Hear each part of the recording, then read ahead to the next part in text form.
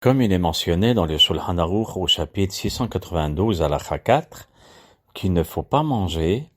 avant la lecture de la Megillah, et le Shulchan Aruch nous dit bien, il est interdit de consommer quoi que ce soit avant d'avoir lu la Megillah. Cependant, si c'est difficile pour certaines personnes, parce qu'ils sont fatigués, et c'est juste après le jeûne, ou bien une personne qui est obligé de tout de suite manger après le jeûne pour qu'il puisse faire le jeûne, ou bien une personne qui se sent pas bien. Alors pour eux c'est évident, comme il est rapporté dans le Yalkut Yosef de Purim, à la page 554, l'édition 5773, il y a aussi beaucoup d'autres poskim qui permettent aussi dans Yabia Omer de Rabbi Yosef, qui permettent à une personne pareille de consommer après la tombée de la nuit des fruits, des légumes sans limite, il n'y a aucun problème, et elle pourra même manger des gâteaux et du pain, même attention, moins que kabetza, ça veut dire moins que 50 grammes environ, pas plus.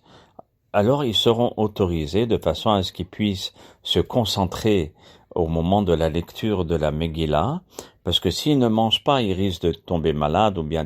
d'avoir un vertige. Et deuxièmement, même s'ils n'ont pas de répercussions de ce genre, ils risquent de ne pas pouvoir se concentrer à la lecture de la Megillah et de vivre ce moment exceptionnel parce que ils sont perturbés, ils sont pas bien et ils vont penser qu'à manger. Alors c'est pour cela que les hachamim et les poskim permettent de manger. Dans le Yalkut Yosef de Rabbi Tzhak Yosef Shlita, il rapporte à la page 556 que le soir de Purim, dans les endroits où l'on lit la Megillah immédiatement après la sortie du jeûne d'Esther, alors les femmes, seulement les dames, sont autorisées, même a priori, même les khatkhila, à consommer des fruits ou un peu de pâtisserie ou du café, un thé, de façon à les soulager, et n'ont pas besoin de rester à jeun jusqu'après la lecture de la Megillah. On a plus de miséricorde pour les dames et de leur permettre quand même a priori, de goûter ou de manger quelque chose. Concernant maintenant la lecture du jour, du matin, alors comme on le sait, il est interdit de manger quoi que ce soit, aussi avant la tefila ou avant la lecture de la Megillah. Cependant, les femmes, ou bien les hommes faibles, pour qui il est difficile de trouver une lecture dans la matinée et de rester sans manger,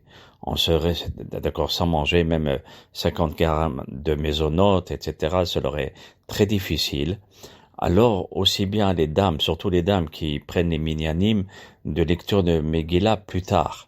et les hommes qui sont fatigués, alors ils pourront alors désigner un shomer. Ça veut dire un responsable qui leur fera rappeler qu'il ne faudra pas oublier d'écouter la Megillah. Ce shomer peut être leurs enfants, un ami, le mari, etc. Ou bien un réveil où on marque attention Megillah, parce que quand on mange, on s'oublie. Et là, on pourra permettre de manger, même sans restriction et sans problème, mais à condition qu'on ait un shomer,